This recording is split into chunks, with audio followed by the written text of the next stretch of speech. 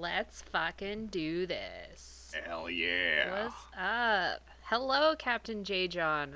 Greetings and salutations to you as well, my friend. Mm-hmm. I think this is this is the one. Yep, Yep, that's there we are. that's.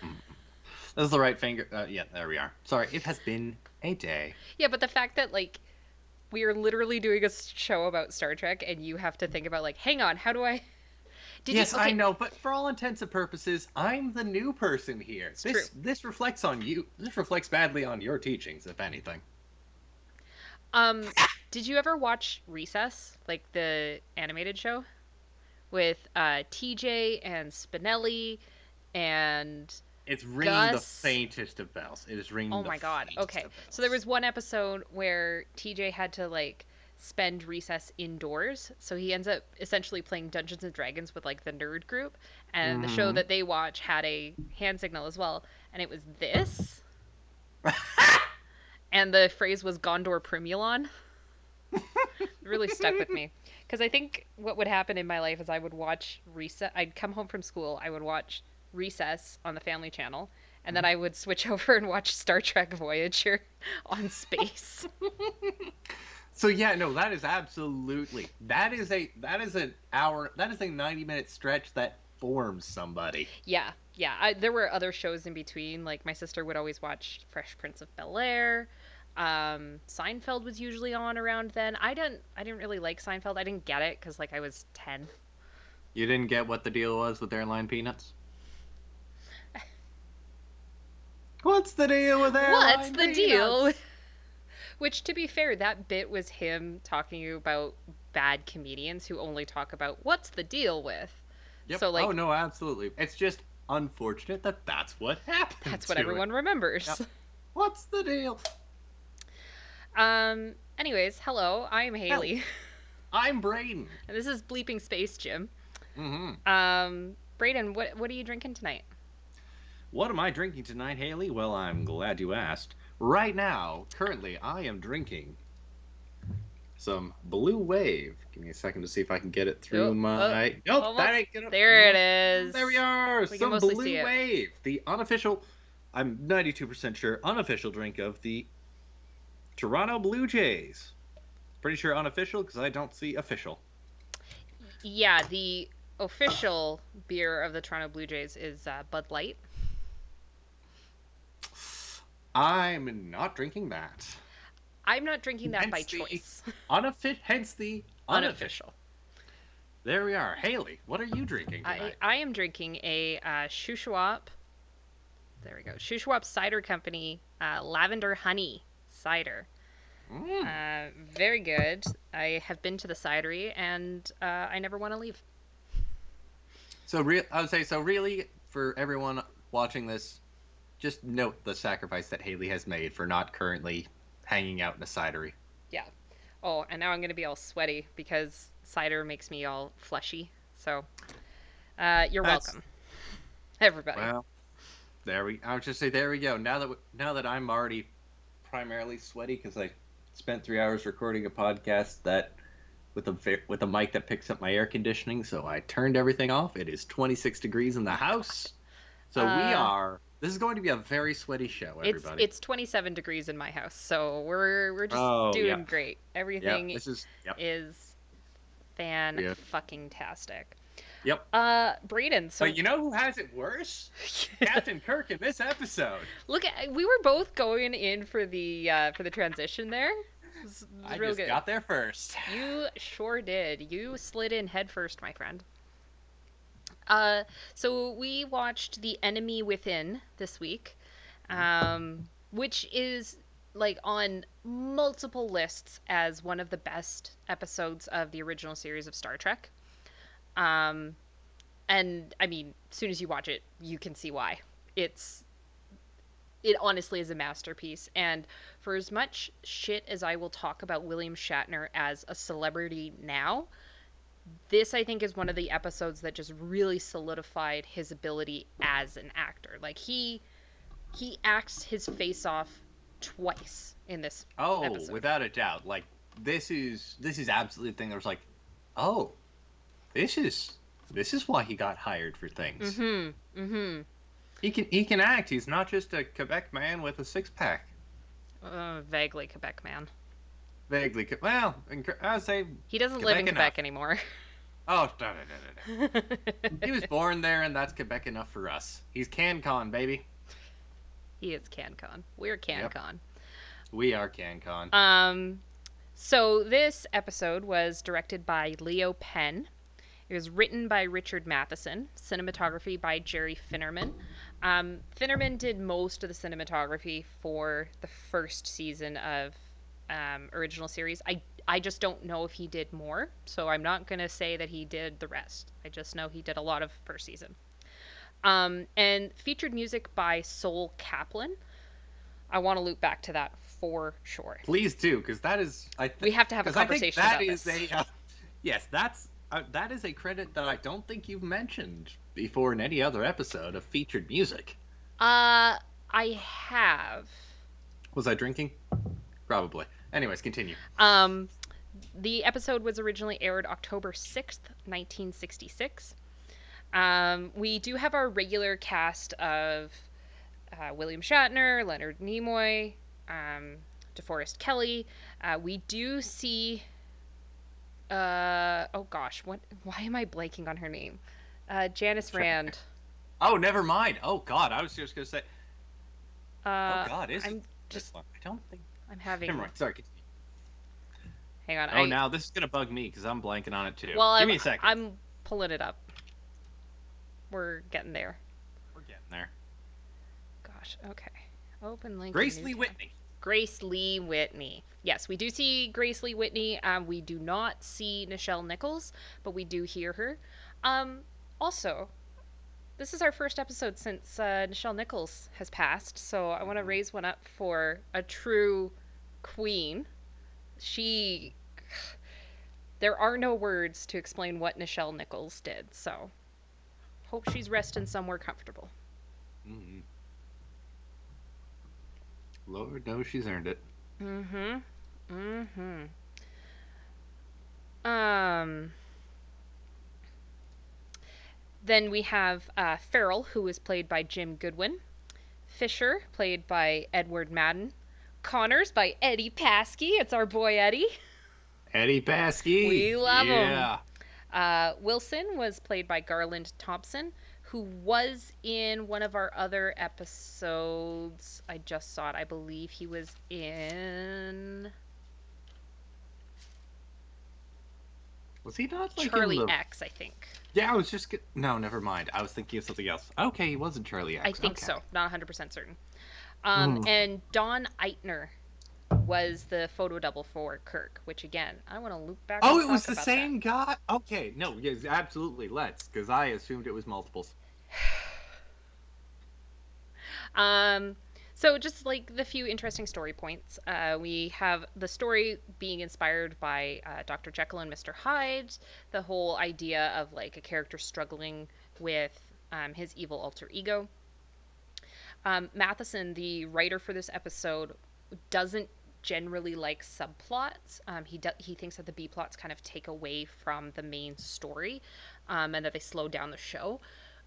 In this situation, well, actually, in general, I really disagree with him because I think that you have to have those B plots to give a little bit of urgency and energy to the main story, because otherwise, we could just roll on for infinite with them like, okay, well, what if we tested this? Oh, that didn't work. Okay, we're going to test this.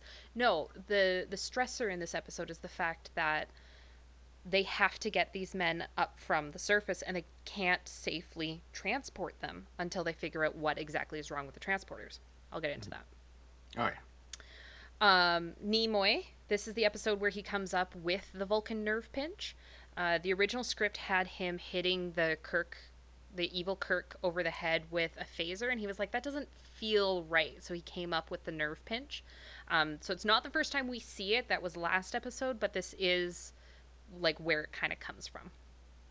Okay. And looping back to the music, a Hmm. full score was written for this episode, which is extremely unusual for Star Trek episodes. Normally, they would like have bits and pieces written, or they would like reused from previous episodes. So this entire episode was scored specifically. I was going to say that a lot of this did seem a lot more like the music seemed a lot more bespoke to the situation, for lack Yes. of a better word. Yes. And that is why, because Sol Kaplan specifically composed it for this episode. So that is Okay. the nice thing, is that like you can tell the moments where it's made for this. Um, and like if you pull up Sol Kaplan's Wikipedia page, like the man, I just at a quick glance, there's like easily 40 filmographies, like 40 films on here that he wrote scores for. Oh Um, goddamn. he looks like he was brought in front of the House on Un-American, the House Committee on Un-American Activities, Mm-hmm. which we all know is stupid. Mm-hmm. Um, and like he wasn't a communist. He never claimed to be a communist, but he was fired from 20th Century Fox because he was brought in front of the HUAC. Um, Interesting. yeah, and like they tried to purge communists from Mm-hmm. Hollywood, but all they did was create this like fear for people who are like, "Oh, I can't work with a communist because then I'll be a communist and then I won't get any work." And it's like, except that person was a Communism, communist. notoriously spread by notoriously airborne spread.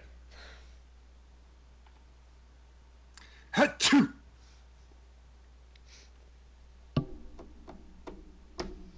Yeah, All got me right. again, I was Braden. just gonna say eight. I was just gonna say. I think what 7 minutes in, and Yeah.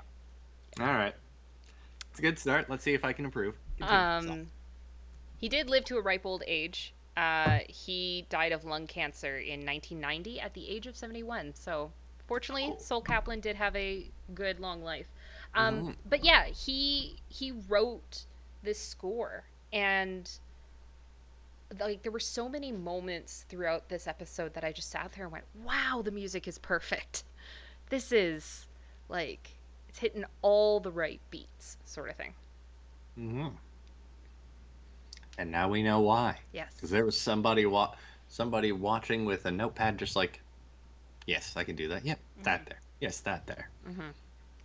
Um, I haven't read any analysis on the music, but I personally I really love how it was used a lot of percussive uh, motifs rather than like going for a string or something like that, because percussion always feels like darker and more sinister. So it just really fit that like you get a look at Evil Kirk and you just get the like bum bum bum Oh bum bum yes. sort of Oh yes. yeah They advertise you can almost don't even need a visual cue like to know whether it's evil Kirk or real yeah Kirk. You can just go audio. yeah, It does not matter. which is awesome that that's what Yep. happens. Hmm. Okay. Anything you want to say before we get into our blow by blow recap? I have been told, actually separate from you, Haley, Okay. that this is the first of many evil Kirk. It Um, it is. okay. I I have no further thing. I have no further justification. I'm curious to see in how many other teleporter based accidents he can possibly get into. The thing is, the Hmm. teleporter, because it was such wooey woo science fiction, it was Yeah. like, yeah, Yeah, sure, why not? their atoms get broken down and then they get remade. It's all fine. The good Adam's over here, the evil Adam's over here. It's fine. Don't worry It's all about it. good. Things It's all will good. happen. Okay. Um, a lot of things go wrong with the transporter just simply because it was like, It's eh, easy. It's easy. It's convenient. Things can happen. exactly. Absolutely. No, no, no. To be clear, absolutely. I'm more just genuinely curious in the future how more evil Kirks happen. Well, we will find out. Exactly. All right. So, Okay. Haley, tell us about what happens. So, once again, I am using Memory Alpha Fandom's summary because they're so dang good. Mm-hmm. And I have a full time job. I do not have time to write summaries this elaborate. Yep. Please, we'll absolutely use a web page that is entirely dedicated to this. 100%. And I'm gonna give them props. No, what am I trying to Prop, say? credit, Credit. citation. Thank you. I'm gonna give them credit every time. Mm. During a Credits. survey of Alpha 177, geological technician Fisher slips down a rock, gashing himself badly and smearing his uniform with a strange magnetic type of yellow ore. He beams up. That's not what I got from. I genuinely just wondered. It's like, Is he did they just dirt? have like some? Yes, I was just gonna say, did they just have like they ran out of fake dirt, so they just used mustard powder? Because this man is bright yellow. It does This look like man's mustard bright powder. yellow. Yep. Well, remember this is one of the first TV shows that was in full color. Oh, that is not a thing that. Okay, yeah, no, fair enough. So they were still working out the kinks. It's not even that. It was look at what we can do. Look at what we can show off. Gotcha. Okay. All right. All right. Objection withdrawn, Yana. Okay. Excellent. Um, Fisher then beams up to the USS Enterprise for treatment. Detecting a curious overload in the transporter circuitry, Lieutenant Commander Montgomery Scott has Fisher decontaminated before reporting to sickbay. But the problems have already begun. The strange ore has altered the function of the transporter. Next, Captain Kirk beams up from the planet before the fault is discovered. He apparently materializes normally, and Scott escorts the disoriented captain out of the room. Kirk is, in fact, a shadow of himself. Due to the transporter accident, Kirk has been split into two beings. The first that materialized embodies all of Kirk's positive qualities. Moments later, after everyone has left, Kirk's evil twin materializes. Now, And oh, go ahead. I don't want to get too. Oh my gosh, yes. I would say, Haley, this There isn't I the one where we. This isn't the one where you're only in audio presence. am. We need well, you here. well, no, and you know what? The thing is, I now understand what I have done wrong. I'm learning, y'all. I'm getting better Mm-hmm. at it. Mm-hmm. So it's hard to see in this photo because Twitch I sent a bad one. is I making my sent a life bad difficult. one. Uh, Hang on, I think the next one. Yeah, I here was we just gonna say, go. that's the one. That's the one. The alien creature that they brought up. We don't know what this creature is. Absolutely. And okay, It's a listen, I poor can. dog in a fucking costume, and it I would looks say miserable. I can say as somebody who has put at least a couple dogs into Halloween costumes that they were not thrilled Oh with. my god. That's definitely a dog that is just like, no, not Okay. this. Why? Give me liver, give me belly rubs. This is all I ask. Yeah. At one point we do see the dog barking at people, and I'm like, yeah, correct. Yep, I was just gonna say, and just beyond a certain point, it's just like, yes, what is this mysterious creature that is barking in a very dog-like? Yeah, Yes, yeah, definitely. this mysterious We don't know alien. what it Yep. could be. But yes, they Yeah, have this mysterious the poor creature. dog. Yeah. Oh. All right. Some time passes before the mishap is discovered. Kirk, well, oh, it has skipped over a bunch of things right now. All right. Yeah, I was just gonna say, I won't lie to you. I think we can. I think I might be able to take over a little bit Oh, you from wanna? here. Yeah, go ahead. Oh no, I mean like stop me when the memory. I'm saying when Memory Alpha steps back in, but like just immediately when the evil Kirk materializes, I don't think it knows quite what it is because it goes straight up like almost like feral cat wandering. Yep. Like Shatner is doing some space work. Yes. Like just sort of like they're very much like a Yeah. and just like the first like he opens the door I would say there's a pneumatic door open, he jumps, and just like all of a sudden just like there is a crewman showing up, and you can just sort of tell, just sort of like, do I kill him, do I kill him, and just all of a sudden, Captain, what are you doing here? Just like, Captain, I'm the captain, I can use this. So here's my theory. Mm. Is that the evil Kirk? So we have evil Kirk and we have good Kirk. Good Kirk. This sort of plays into dissociative identity disorder, but like definitely that is not what's at play here. But like good Kirk generally fronts and has control the majority of the time, and like evil Kirk, his qualities are brought in so that he can Mm-hmm. lead properly. So it's kind of like good Kirk was at the forefront, was beamed up and knew who he was and stuff like that, and then evil Kirk is like, The I've been terrifying released. conviction that he is always right. Well, Yeah. he is a white man in 1966. Yeah. Yeah. A blonde. White. I would say a blonde. Relatively Sort of blonde, like yeah. white, relatively blondish. Yep. Yep. Yep. Yeah. So Fisher's in sick bay and being treated by McCoy when evil Kirk literally bursts into the sick bay and just goes, "Sorry and brandy." Okay, calm down. Just. Mhm. Just demands the sorry and brandy from McCoy, and physically threatens McCoy in order to get the sorry and brandy. Mhm. Meanwhile, Good Kirk enters his quarters where Yeoman Rand is cleaning up the ship's manifest, I think. And Something like I think she was dropping off some of the she was like manifests or busy just work, which is yeah, yeah. fine. And Kirk enters and dismisses her fairly quickly. Um, because, he doesn't feel well and he would like to be alone, and I don't Mm-hmm. blame him. And this is a question I kind of have for you, Braden, because you know more about military and Navy structure than I do. Okay. Does every captain have, like, basically a personal assistant? Actually, oh god, I think I actually do have that. To an extent, a lot of it depends on a lot of sort of what his other duties are. Like, like Captain Kirk, like a lot of his exclusive stuff is basically maintaining order, making sure. A lot of the sort of like ad- administrative stuff, for lack of the better word, like okay, we need to make sure the manifests are in front of him, make sure we're all supplied, make sure everything. That does sort of need a captain's authority, but is put in front of him by like a Mm-hmm. personal assistant of some varietal. I can't necessarily say Navy, but I can say government. So interestingly, I am also watching MASH right now, the TV show.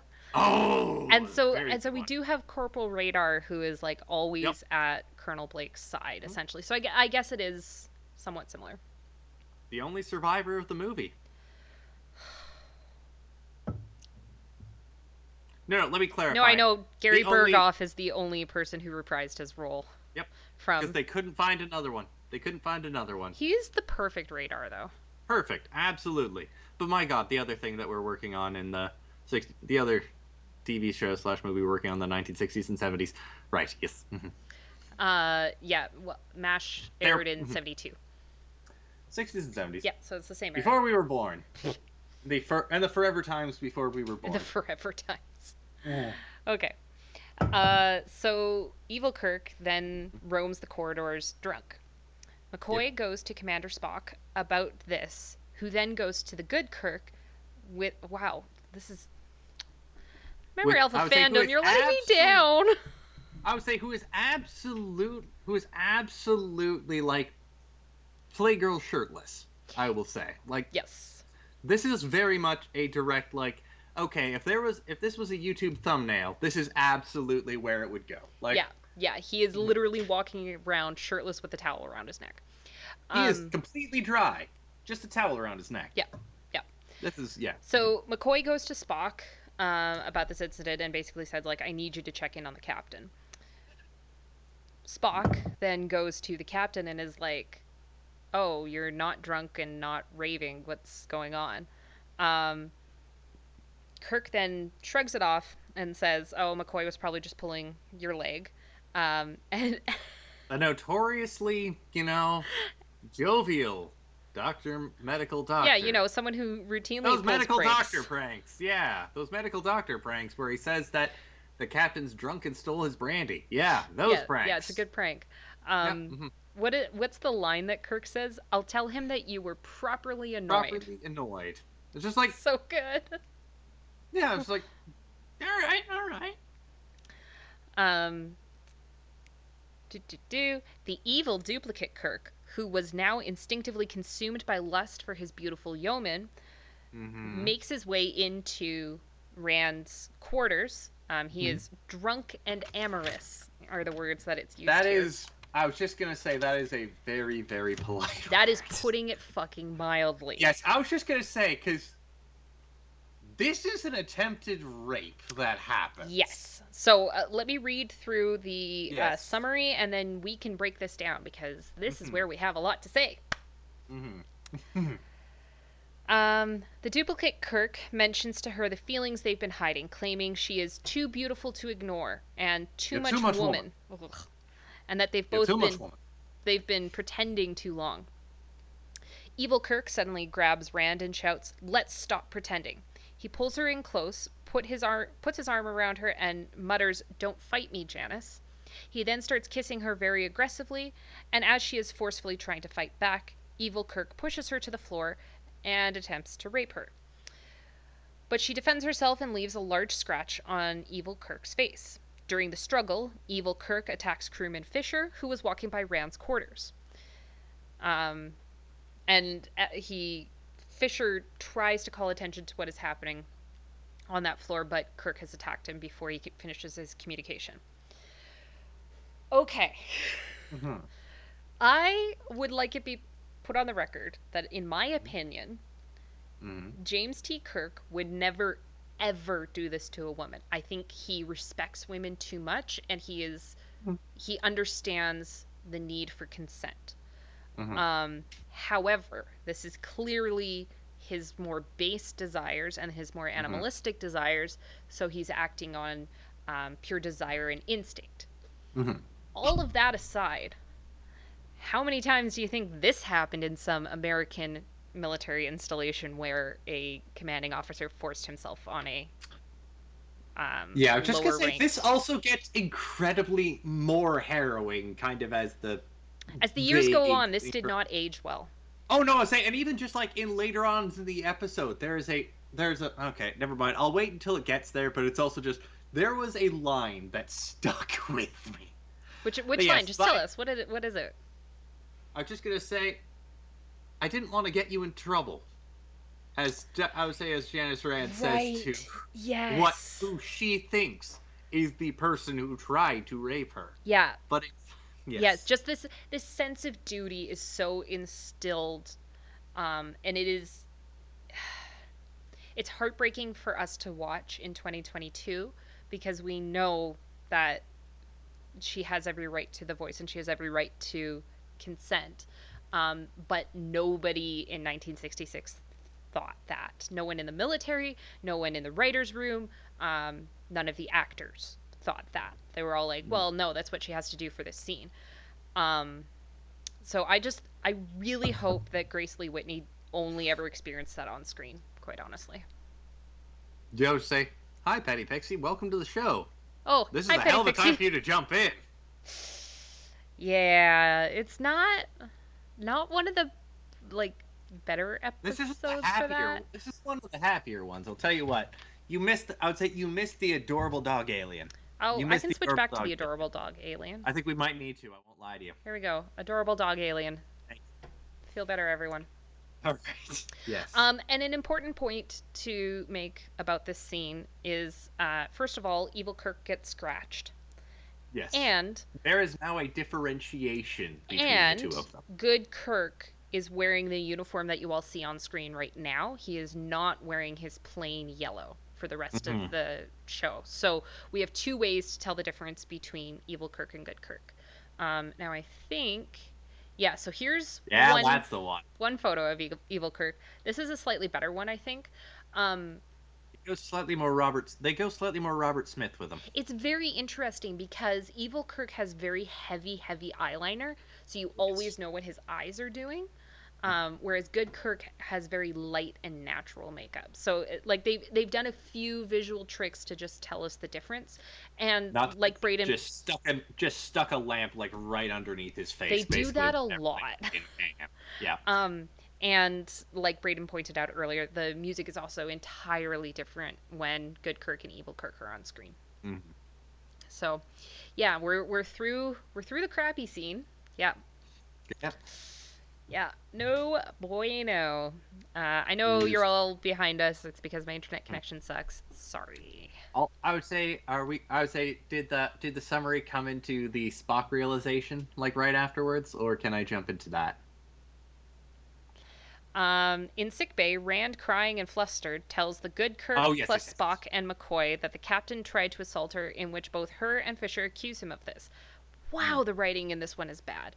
Um, Kirk firmly denies this, whereupon mm. Spock deduces that there is an imposter of him aboard the Enterprise. This is where I need to stop. Yes, This is where I need to stop. please.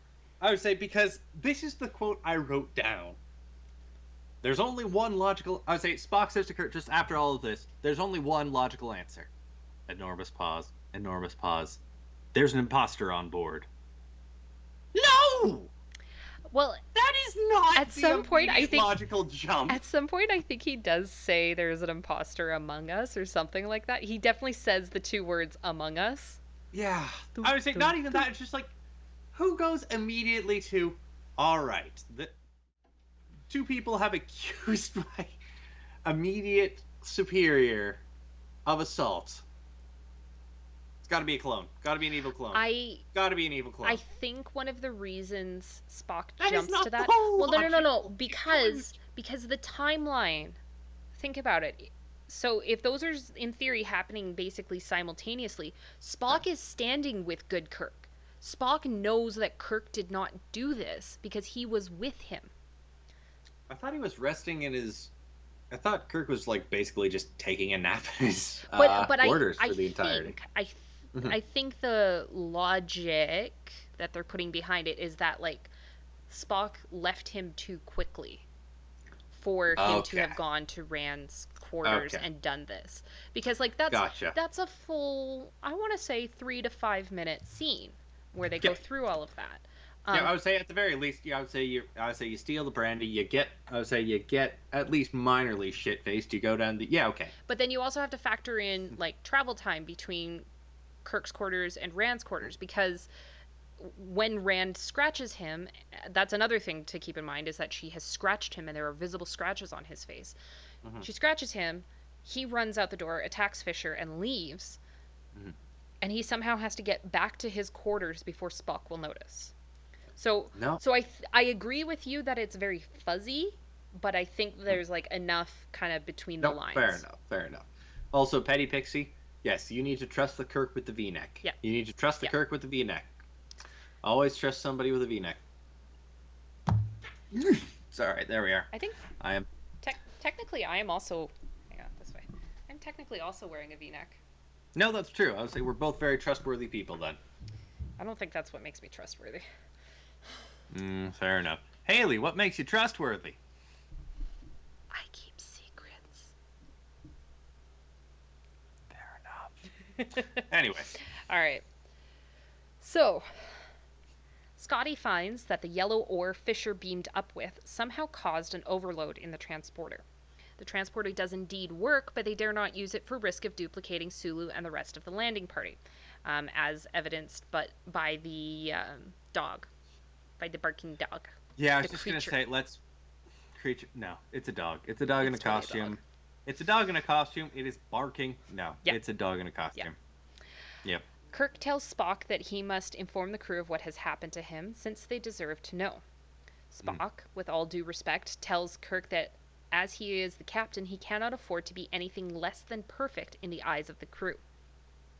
This, I think, is kind of the first moment where you realize, oh, there's something wrong with good Kirk.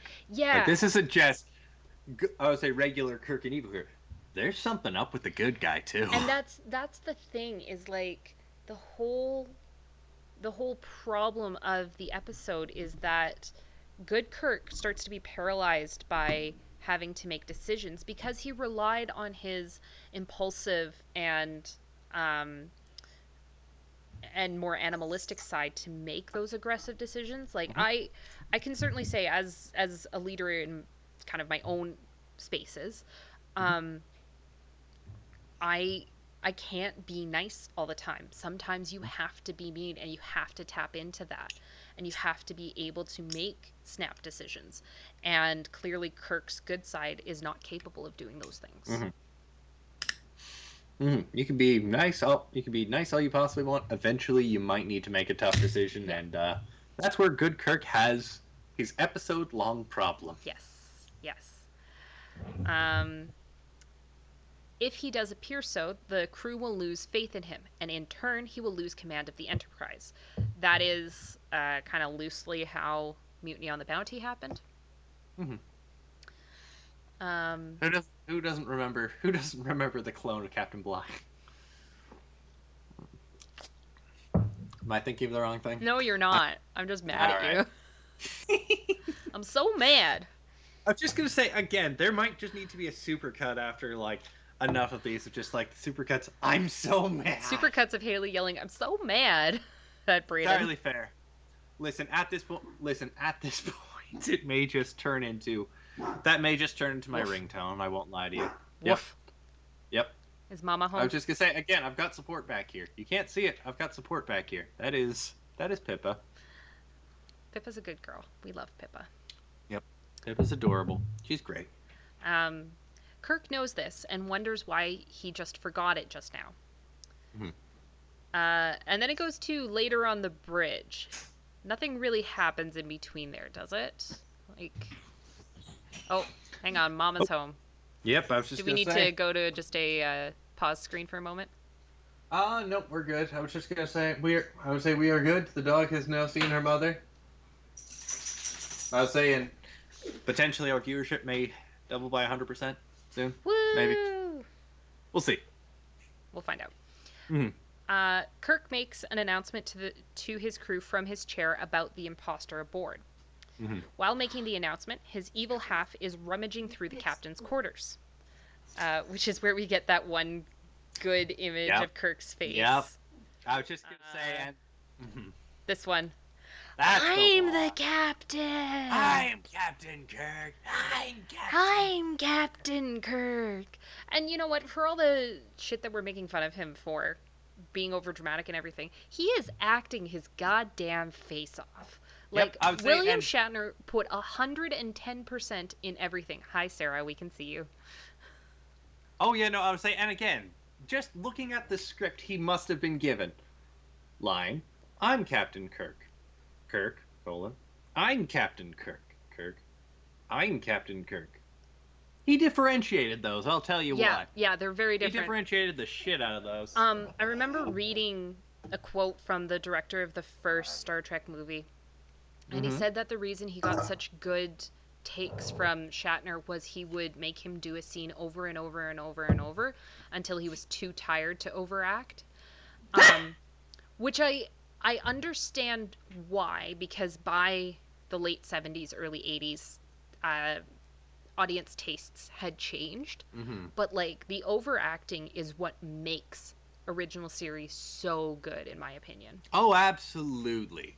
There is no subtle, there's no sort of like mild confused nuance to this. Yeah, No, no, you it is know where these whole characters are. fucking hog. Yeah. Um. uh. Do, do, do. Good Kirk informs the crew that the imposter can be identified by scratches on his face and warns the crew to set phasers for stun, and they must not injure the imposter. It's important to note that he forgets to say that, and so he kind of comes back on. Spock reminds Spock needs to remind him. Yeah. Yeah, yeah. Hello, Squeeze. Also, I would say, the imposter sort of just managed to sort of like turn his face a little bit, and he manages to get a phaser from a crew member and just sort of like just knocks him out in an incredibly. So hold up, you're missing something. Because evil am. Kirk goes to good Kirk's mirror and finds makeup on yes, the table. yes, So he like clumsily applies makeup, and when we watch this back, I will tell my boyfriend he is much better at applying makeup than Kirk is in this scene. I mean, damning with faint praise, but at least I would say you gotta imagine keep your eyes on my YouTube channel. There may soon be a video of me teaching Gates how to apply makeup. All right, angle sponge, wedge sponge, Wedge. That's one. Thank you. I remember. So he finds the makeup and he applies some of it to his scratches, and they are now barely visible. Yeah. For like 30 seconds in one scene, and then the rest of the show they're perfectly visible. Look at his face though. He'd sweat that off in a hurry. Yeah, I guess. He'd sweat that off in a hurry. Well, He opens the door to the quarters and finds crewman Wilson walking down the corridor near the room. He asks Wilson for his phaser. Wilson hands it over and is promptly knocked out. I would say, sorry, just a quick interjection, because again, this is one of these things where it's just like, all right, and again, just sort of like, Kirk just sort of just barely sort of disguises like, Wilson, hand me your face, and just like, and he just sort of like, I would say, just okay, fair enough. Oh no, Brayden has frozen. Oh no. Kirk just fiddling with it, and just not even looking up, just Oh. what? You froze Oh, for a no. second, so we lost you. You'll have to do that again. All right, fair enough. I would say so again, just like Kirk sort of just I would say Kirk just like Wilson, give me I would say basically give me your phaser, and just like okay, fair enough, Captain. Hands it over, and he's just fiddling with it, trying to turn off the assumingly He's turning it off trying stun. to He's turn off turning the it back to override. kill. Yeah, I would say, and just like while he's doing this, I don't know necessarily if this was like Shatner not being able to quite sort of fiddle with it enough, or if this was actually in the script. But just like briefly, just before he knocks him out, just so Wilson, how you been? How you been? How you been? How you doing? Good. Whoosh, done. Yeah, just knocks him the fuck out. Whoosh, done. Just a particular. So, how you been? We don't catch up. We need to talk more. And that struck me. It's a moment, that's for damn sure. I just want to point out that through all of this, Sulu and 3 other crew members are down on the planet's surface. Yeah, we haven't mentioned them. Yeah, which we established very early on gets down to minus 120 degrees Celsius, which is extremely fucking cold. So that's, like I said earlier, the subplot is kind of what like pushes the main story forwards and keeps it moving. Mm-hmm. I just love being able to hear Squee in the background. Yep. No, absolutely. I was saying, I just like, wait a minute. Which part is she listening to What's she now? laughing at now? What am I funny about? What are you funny about? We don't know. One we of don't these remember days, what happened 90 seconds ago. One of these days, I will upgrade my internet, and this won't be as much of a problem. All right, get above that 10 megabit per second upload. Look, technically it's 75, but clearly it's not actually happening that way. Okay, fair enough.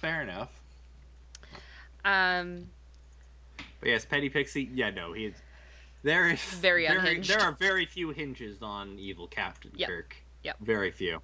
Wedge sponge. Oh, there we are. Amazing. Good Kirk and Spock are in the briefing room, and they try to figure out where Kirk would go on the Enterprise to elude a mass search. Good Kirk quickly deduces that the evil Kirk is hiding in the lower levels of the ship, the engineering deck. He and Spock head there. In main engineering, a cat and mouse without anyone else. Yeah. Because that's a fucking thing you do when you're trying to catch a doppelganger. Yeah. Bring the guy that looks just like him and one other person. Yeah. Obviously. Yeah, who looks like that and that. So then there's a cat and mouse game, and I just wanted to highlight the stand-in for Shatner, because like in all of these scenes you can clearly tell that is not William Shatner back there. Yep, no, not even a question. It's just sort of and it's 90 yeah, like 50 to 60% of the time they make a token effort to cover his face. Yeah. A token effort. But just beyond a certain point, no. They are no match for my pausing skills. Exactly. They weren't expecting the technology to pause. It's true. Just as the evil Kirk is about to kill the good Kirk, well, no, that is not what happens. Okay, we're rewriting this one, Memory Alpha. I might sit down and rewrite this. We'll see. All right. I would say I sort of just neurotically wrote some of the. Well, no. I know what happens here. So, right. Good Kirk confronts evil Kirk, and basically stares him down and says, "You can't kill me. I'm part of you. You can't live without me." Evil Kirk responds with, "I don't need you." And he fucking tries. He fucking tries. Tries. But this is when we get our Vulcan nerve pinch. Thank goodness for Spock. But the phaser still discharges, and it disables the transporter ionizer with its shot, which means it's going to be even harder to rescue the landing party because we have another problem with the transporter.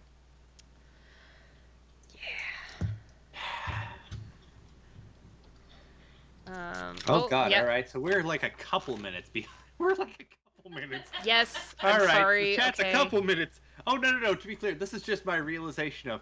Oh, all right. Yes, sorry. Mm-hmm. No, you're good. Meanwhile, on the planet below, the remaining landing party is suffering through the increasingly bitter cold. Attempts to beam heaters and other support devices produce only non-functional duplicates, which is weird to me because I think they just make. Go. if it's splitting like your good half and your evil half, I don't think a heater has an evil half. No, it's just two of them that just spoke cold. That's my theory. Well, yeah, Two negatives equal a positive, therefore. sure. Okay, I It's can just get two behind of them. that. It's just twice as much cold. Excellent. That's math. That's math, Haley. That's math. You would know. You have a degree in something that is math related. That is technically accurate.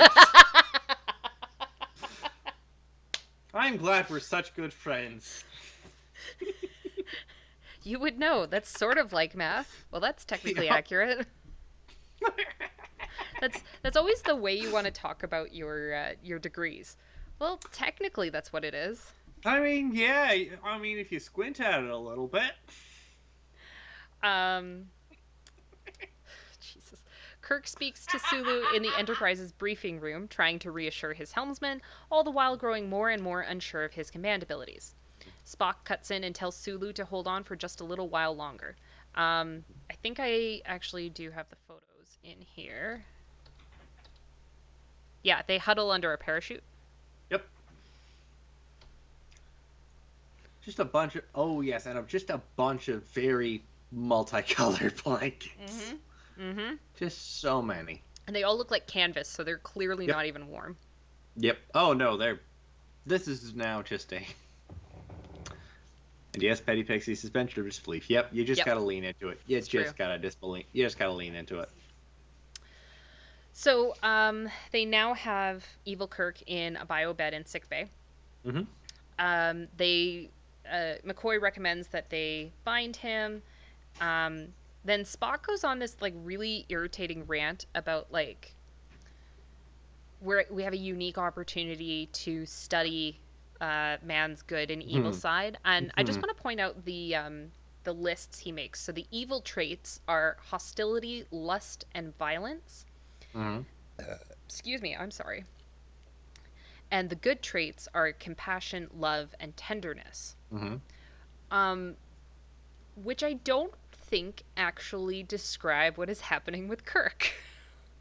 Not, I yeah, I no. really struggled with these descriptions because like sure, hostility, lust, violence, yeah, okay, I can see that.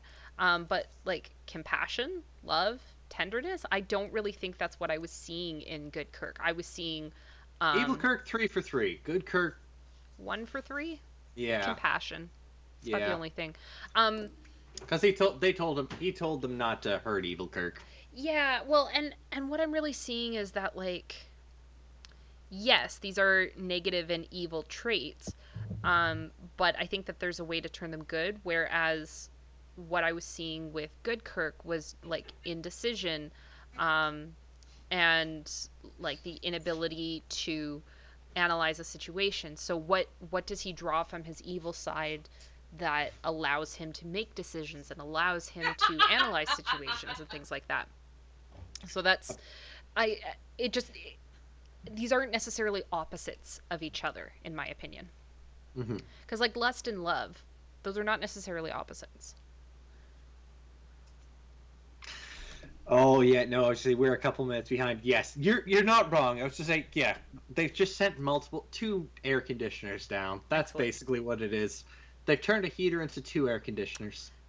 You know what, I can get behind that. Yep, that's what I mean. That's what an Mind you, evil today I'd like to heater get in is, front an of air one. conditioner. It is still 27 degrees in here. You can't read that. I uh, was just, it's I was 27 just degrees and 41% humidity. 41% humidity, you coward. I think it's 22 and like 80% humidity out here. No, I'm saying there's no humidity, so it's like just hot. Okay, gotcha. No, fair enough. Never mind. I was misunderstanding. All right. Um. Mhm. So Negative the Kirk in the biobed. yeah, negative Kirk is in the biobed, and he's starting to suffer some of the negative effects on his body functions Mhm. because he's weakened from the duplication process, which we also see in good Kirk. Mhm. And then good Kirk takes his evil self's hand, tells him not to Mhm. be afraid and to use his mind rather than his savagery. Which That was. I would say, okay, you go first. I have I another don't thing really have going. anything to say. Please tell me. Um, there was a nigh on romantic swell of a music here. I would say Okay. like to the point of I can entirely see this like being like just like a man, just like somebody just like come back to come back to me, Yeah. James, come back to me. I'll You never have a let go. daughter, James.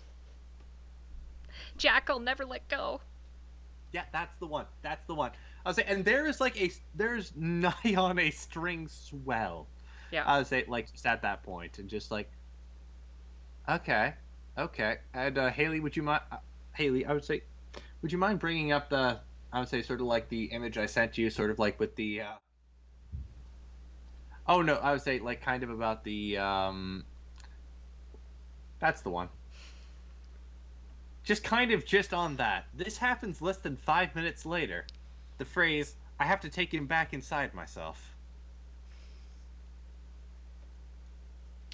I To be would like clear, to say that it I'm was a more 99%. innocent time.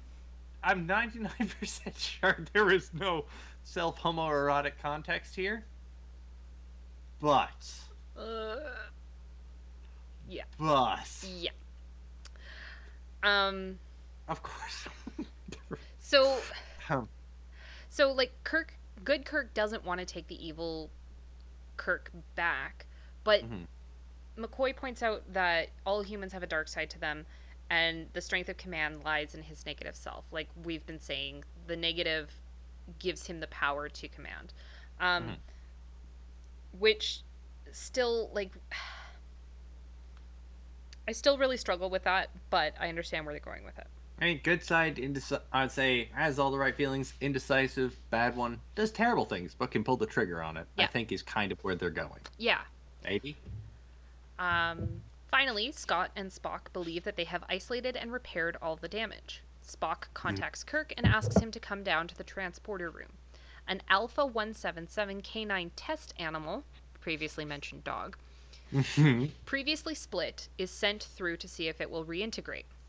Spock and Scott subdue the fierce canine with a hypospray and place it beside its good self on the transporter pad. Which Spock, is it's an adorable image because it is so obviously like okay, it's a dog and a stuffed animal. It is a yeah, dog and a stuffed animal in the same costume, and the dog like just nuzzles the stuffed animal, just like, "Hey, buddy, how you doing? You yeah. doing okay?" It's like we're all in this together. We're both wearing the same costume. We're I okay, also buddy. hate this. Yeah, this sucks. This sucks too. So they energize the transporter. The canines become one, but it rematerializes dead from the shock of having suddenly had its two halves reintegrated forcefully. Now we can kind of put this down to like it's a lower level of intelligence creature. Mhm. And we get another, he's dead, Jim. Yes, I wrote that down too. I wrote that down too. I love it. Love Hmm. it. Love it. He's dead, Jim. Hmm.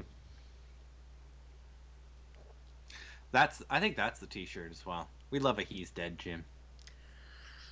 Eventually, I'm eventually writing we'll that sell. down. Eventually we'll We sell merch. love uh he's That and I'm so mad, I'm so mad. so mad.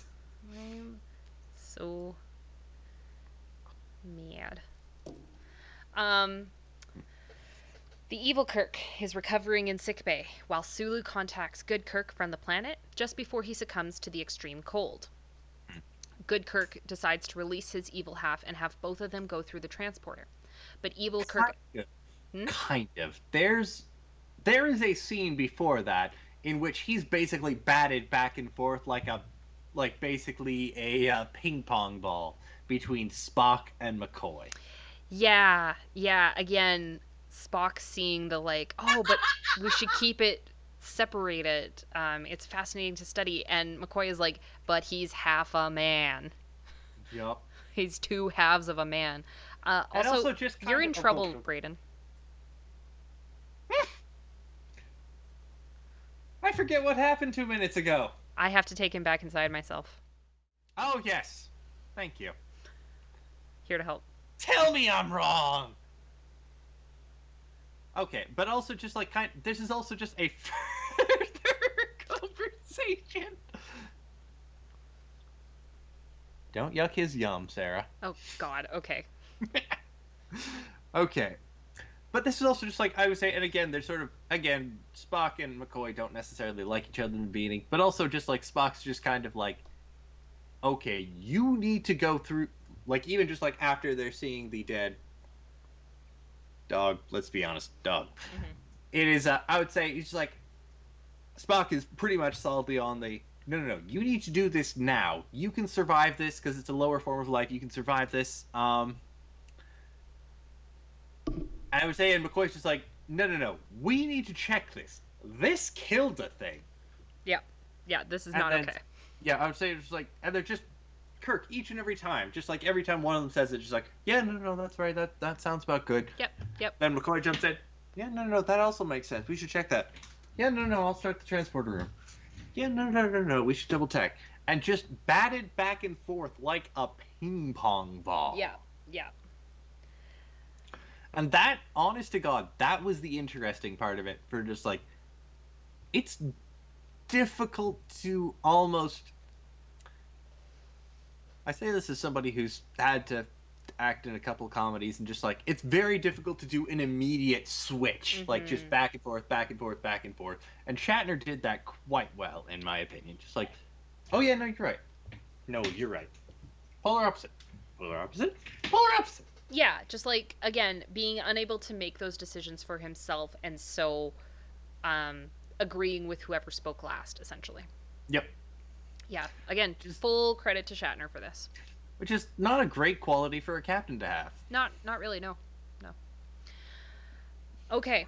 So, good Kirk decides to release his evil half and have both of them go through the transporter, but evil Kirk attacks and overpowers good Kirk in sickbay and dresses in good Kirk's wraparound tunic. So now they're wearing essentially the same clothes. Later, heading to the bridge, evil Kirk, pretending to be good Kirk, runs into Janice Rand outside a turbolift and explains to her that the transporter malfunctioned and that the animal part of him was in her cabin with her and is the one that attempted to rape. Mm-hmm. Um, at this point, nope, sorry, I skipped words there. Evil Kirk also points out that the evil Kirk scratched his face to make them look more alike. So now he's convinced someone that a Kirk with scratches on his face is also a good Kirk. Arriving on the bridge, evil Kirk orders Navigator Lieutenant John Farrell to take the ship out of orbit and abandon Sulu along with the landing party, callously asserting that they cannot be saved. At this point, good Kirk appears on the bridge with McCoy. At first, Farrell and the others are confused as to which one is the good Kirk, but soon the evil Kirk collapses under the strain. I want to live! The evil Kirk screams and cries soon before falling into his good self's arms. I would say this was maybe my favorite scene of it because it's Mm-hmm. basically a one-man hostage scene Yes. that William Shatner ends up doing. Yeah, and runs himself. Yes, it is genuinely incredible because like the quote-unquote good Kirk's just like sort of just like calmly just walking in. Sooner or later, I'll remember what happened 2 minutes ago. But yes, I would say just sort of just walking in, just absolutely slowly, just like, it's okay, buddy. It's okay. Like, just full on, like, hostage negotiator, like, all right, I'm good. You're okay. You're in charge. You're fine. Mm-hmm. Mm-hmm. And just again, just the evil one just slowly cracks. Yeah. Yeah. Well, they didn't kill the pupper on purpose, Squee. Tell you that much. Eh, they were really hoping that Pupper comes back. Mm-hmm. Mm-hmm. They're really hoping. Yep. So both Kirks are taken to the transporter room to be reintegrated as one being. Spock handles the transporter console and promises Kirk that he will take command of the Enterprise if the procedure is unsuccessful. Spock energizes the transporter, and the two Kirks disappear. After a few tense moments, Spock materializes Kirk back in the transporter chamber as one person. To Spock and McCoy's relief, the much more confident Captain Kirk steps off the pad and orders that the landing party is to be rescued immediately. Sulu and the others are beamed back aboard, frostbitten but alive. On the bridge, Rand awkwardly tries to explain to Captain Kirk what his imposter told her about what had happened, and when she tries to elaborate further, Kirk simply thanks her and walks away. When Rand hands a pad, like a form, for Mm-hmm. Spock to sign, the first officer says to her, "The imposter had some interesting qualities, wouldn't you say, yeoman?" She takes the pad and stylus from him and walks off in a huff as Kirk orders the Enterprise break orbit of Alpha 177 to continue its mission. So, all's well that ends well, right, Braden? Mm-hmm. Yep, absolutely fine. Kirk won't be cloned or duplicated again, I'm sure. They'll put some sort of effect, I'd say protocol in there that Mm-hmm. stops that from happening. I'm 100% sure it won't happen again. So here's the question that I have Mm-hmm. about this episode, and again, suspension of disbelief. Things are not. It's not necessarily that like every episode is a day in the life of the Enterprise. It's usually Mm-hmm. like a few weeks apart. They have a shuttlecraft. Yep. Oh no, not even a question. It's a Kirk and Kirk's clothing. Yeah. Yeah. Why did we not use the fucking shuttlecraft? Like, honest to God, even just like cool. Like if you even just got like a Mass Effect style, cool. Just like drop, I would say like drop like like basically drop like a space anvil down that just opens up and releases some things. There were so many options, and Yep. they chose none of them. Yep. Just teleporter or nothing, man. Yeah, like either we have the teleporter or we don't at all. Um, and again, Maybe it's suspension of like a Wally. disbelief, I can let that go, but it was still just like, seriously? Maybe it's like a Wally syndrome. Like, sure, you have the option to walk around, but once you have like a floating hovercraft, why would you bother? Yeah. Sure, you have a ship, maybe, but like, if you've got a teleporter, But what's the point? you know that Spock would have considered all the possibilities, right? Like he would have gone through, okay, this is what we're Mhm. capable of doing, this is what we have at our disposal. So like why doesn't he suggest that at any point? Also, a very fair point. As just saying. And we know the writer's name. We can fight him. What did I say? Richard Matheson?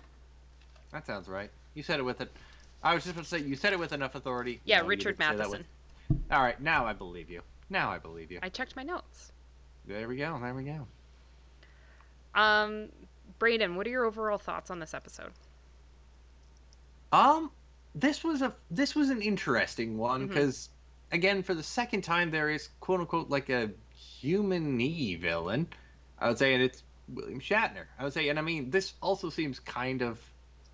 I mean, again, it's pretty much a Jekyll and Hyde sort of like take on it, absolutely. But it also just seems a bit of an acting vehicle for William Shatner, and it Yeah. also, of course, I would say, and again, just the inexplicable romantic swell and tenderness that seems to happen between the two halves Yeah. of Captain Kirk. It does genuinely just like, is it masturbation? If it is in fact your evil self. You know what? I'm gonna leave that one up to philosophers. I Yep. don't know the answer to that. I just gonna say I don't think that was the original I don't think text. anyone else was asking that question actually. Well, now they will. Apparently. At least one of our two viewers might. Well, yeah, it's possible. Um, well, thanks, Braden. We Thanks, did it. We Haley. made it through another Well, episode. I know, and I still have 2/3 of a beer left. I got about a quarter of a cider left. And yep, I was just gonna say you've rationed much better than I have. Well, I sipped very slow because I didn't want to get too flushed. That's entirely fair, and I've just entirely You're a lush. It's I'm okay. beyond the point. I'm beyond the point of caring. Do you have any stories for me this week?